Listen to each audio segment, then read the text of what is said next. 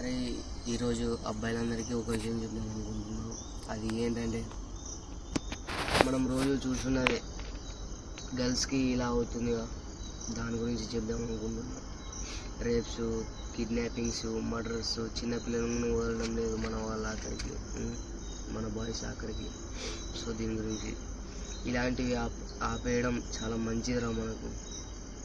ఎందుకంటే ఇప్పుడు ఒక అమ్మాయి లవ్ చేసుకున్నారంటే వాళ్ళ ఇంట్లో వాళ్ళ ప్రాబ్లమ్స్ లేకపోతే బయట వాళ్ళ ప్రాబ్లమ్స్ నుంచో తను బ్రేకప్ చెప్తుంది, లేదా మనమన్నా చెప్తాం బ్రేకప్, ఏదో ఒక ప్రాబ్లం వల్ల. దానివల్ల పగబెట్టుకుని ఆమె ముఖాన్ని మీద యాసిడ్ కొట్టడం లేదా యాసిడ్స్ వేయడం ఇలాంటివి చేస్తున్నారు చాలామంది.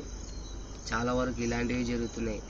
యాసిడ్స్ కేసెస్ అయితే చాలా వస్తున్నాయి. కానీ సో మనం ఇలాంటివి తగ్గడం చాలా మంచిది అనుకుంటున్నాను. ఇలాంటివి పూర్తిగా తగ్గిస్తే మన దేశం కొంచెం మంచి స్థాయిలో ఉంటుంది.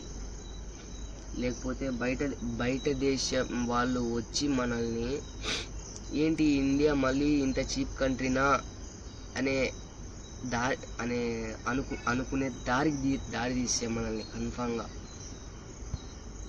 స్పెషల్గా మన అమెరికా వాళ్ళు కానీ బయట దేశం వాళ్ళు మన దేశాన్ని అంటే చాలా ప్రేమిస్తారు. ఎందుకంటే మన దేశం చాలా ట్రెడిషనల్, చాలా సాంప్రదాయబద్ధంగా ఉండే దేశం మనది.